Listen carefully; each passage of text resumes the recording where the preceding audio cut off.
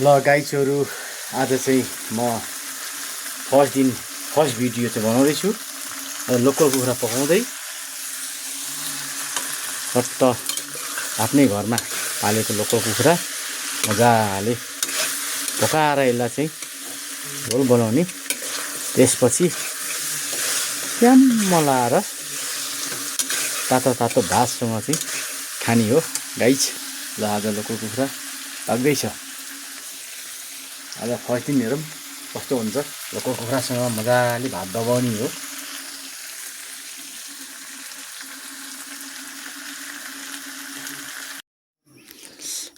अब चाहिँ गाइज झोल हालेँ। अब च्याप्प झोल उम्लिन्छ। तातो तातो लोकल कुखुराको झोलसँग भात चाहिँ मजाले दबाएर चाहिँ खाइन्छ। ल ल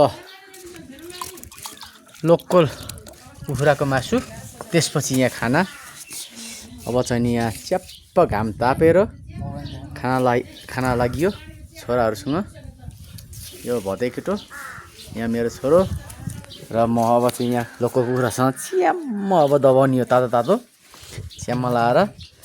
अघि चाहिँ पकाएँ, अब चाहिँ खाना सुरु गर्न लागि। ल गाइजहरू खाने भए आउनुहोस् है त।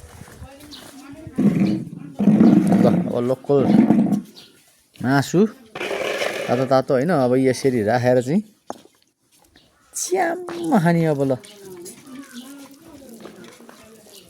ल सुरु है त गाइजहरू। ल सुरु। ल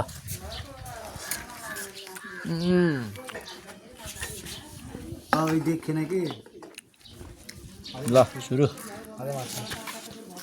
तरिकै बनाउने हामी बरु आहा मिठो छ। ल बोल्नु के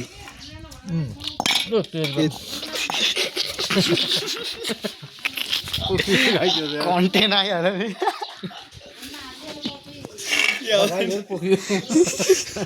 बोलावेसी बोक्यो खतम भयो गाइस यार कन्टेन्ट। जसले दिउँ क्या फर्स्ट टाइममा चाहिँ पोखियो गाइजहरू। मासु सबै पोखिएर